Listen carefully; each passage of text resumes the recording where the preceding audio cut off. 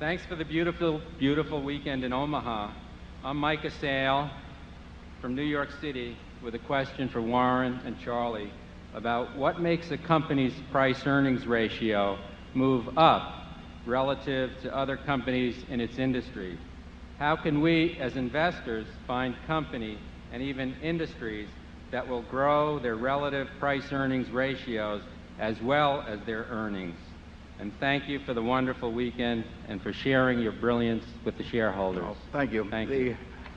It's very simple that relative price-earnings ratios move up because people expect either the industry or the company's prospects to be better relative to all other securities than they have been than their preceding view, and that can turn out to be justified or otherwise. Absolute price-earnings ratios move up in respect to the earning power of, or the prospective earning power of that is viewed by the investing public of future returns on equity, and also in response to changes in interest rates. And in the recent, well, really ever since 1982, but accentuated in recent years, you've had decreasing interest rates pushing up stocks in aggregate, and you've had an increase in corporate profits. Return on equity of American businesses improved dramatically recently,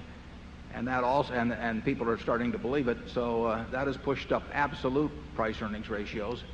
And then within that universe of all stocks, when people get more enthusiastic about a specific business or a specific industry, they will push up the relative PE ratio for that stock or industry.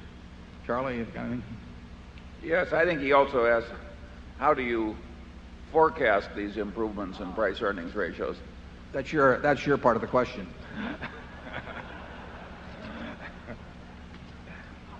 Around here, I would say that if our predictions have been a little better than other people's, it's because we tried to make fewer of them.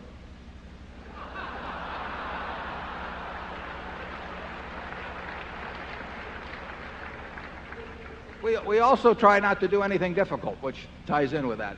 We really do feel that you get paid just as well. You know, this is not like Olympic diving. In Olympic diving, you know, they have a degree of difficulty factor, and if you can do some very difficult dive, the payoff is greater if you do it well than if you do some very simple dive. That's not true in investments. You get paid just as well for the most simple dive as long as you execute it all right. And there's no reason to try those 3.5s when you get paid just as well for just diving off the side of the pool and going in cleanly.